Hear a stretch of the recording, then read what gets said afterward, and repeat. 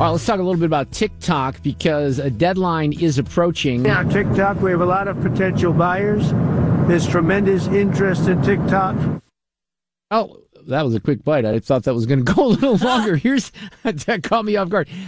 There's this really good commercial out there. Have you seen this, Sue, with this business owner who is, just bragging about TikTok and how TikTok expanded his entire career? I think it might be sampled here. 7.5 million U.S. businesses rely on TikTok to compete. Within a week of posting, I had over $25,000 in sales. I don't have $1 million to put towards marketing and branding. TikTok was the way, and it saved my company. We had a video do really good this week. Sales were up 29%. About 80% of my business right now is from TikTok. Small businesses thrive on TikTok. Yeah, so they're running a promotion just because of, pointing to the fact that a lot of people depend on TikTok. Now, I don't have TikTok on my phone. Me neither. I see the TikToks that are on Twitter that people put on Twitter, but I have an anti-TikTok policy in my house. But I do understand that people use it in different ways. But let's hook up here with George Rosenthal with ThrottleNet because he's always great to kind of walk us through this. This deadline is approaching on Saturday. George, good afternoon. How are you? Good afternoon. Good to hear you guys again. So where are we with all this? Because I've seen, we talked about it like months ago, and then we talked about months ago before that, and now here we are talking about it months after that, and now this deadline is Saturday. I can't believe the time has gone by this fast. The deadline is Saturday, and that was an extension. The actual official deadline was January 19th. And then when Trump got in, he extended it by 75 days. Now, he loved TikTok. He definitely benefited a lot. He got a lot of great stuff out of TikTok. But the law is correct in that it is a very dangerous app in what it collects and what it gives to the Communist Party of China. So the law that was created is very long-winded. It's Protecting Americans from Foreign Adversary Controlled Applications Act. That is quite the act. Yes, it is. But that is going to start regulating foreign apps that work inside the country and what types of data they're collecting. So I'm kind of happy about that, just to keep us all safe.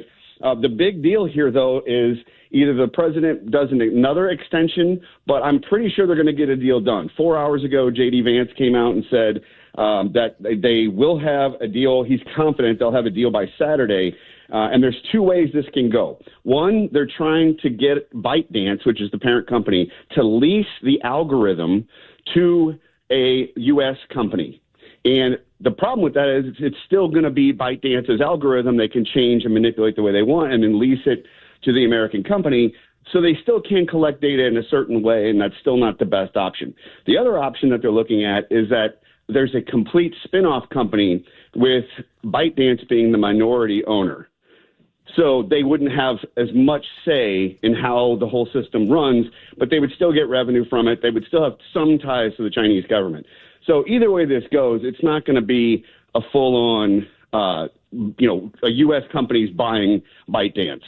In all the coverage, party will have something. In all the coverage that I see, like I have a Washington Post piece that says Trump team has weighed deal to save TikTok that would leave algorithm in Chinese ownership. Everything that you're describing, I've seen in some other pieces too. Here's what I haven't seen. I never see the Chinese government or ByteDance sort of respond to see, and there really isn't any indication if they're willing to go for this stuff, right? Yeah. So yes, in fact, I'm glad you brought that up. The one thing I definitely wanted to point out was that while the law passed and Trump was getting elected and then, of course, inaugurated, and then now here we are, the whole time that they were doing that, the Chinese government passed their own rules, and they imposed export controls on technologies that provide specific algorithms that gather data. So the whole leasing the algorithm thing to a U.S.-based company probably won't fly with the Communist Party because they've already put controls in place during the time that we've passed the law up till now. So it's probably going to end up where ByteDance owns a minority share of whatever this new company's called. Now, the investors are Blackstone has been thrown out. There's a venture capital company called Andreessen and Horowitz. Amazon is in the ring here. There's some major players as to how this is all going to work out. But the rumors are that ByteDance will have some sort of say in how the future goings of TikTok evolve. But you think there will be a deal. But would the scenarios, see if this is accurate, the scenarios would be, 1, the deadline's extended again. 2, they reach a deal. 3, they don't reach a deal, and then TikTok is banned? That's the law as it stands right now. Right. And that is U.S. federal law. if Trump does nothing by Saturday and the deadline goes away, now he can put an executive order and put another 75 days on it, or whatever that may be, or whatever the law says at that point. But yes, to answer your question, the third option is TikTok is gone, which is devastating for. I mean, half the country is using TikTok. I agree with you. I'm the outlier. I don't use it. Too. Yeah. But here's what Trump said also. He goes, this is the Washington Post piece. Trump has floated the possibility of tying a TikTok deal to a broader trade negotiation with China, suggesting that he could reduce tariffs if Beijing were to approve the deal. I'm a very flexible person. He said, maybe I'll take a couple of points off if I get approvals for something. So, I don't know how much that plays into it, but obviously it seems like they're working on getting some sort of deal. But isn't that is the tell right there? That tells you that the Communist Party is involved intimately with ByteDance and TikTok. Because if he's willing to throw some bones to let them lease out the algorithm, see, that would never be an issue in capitalism in the United States.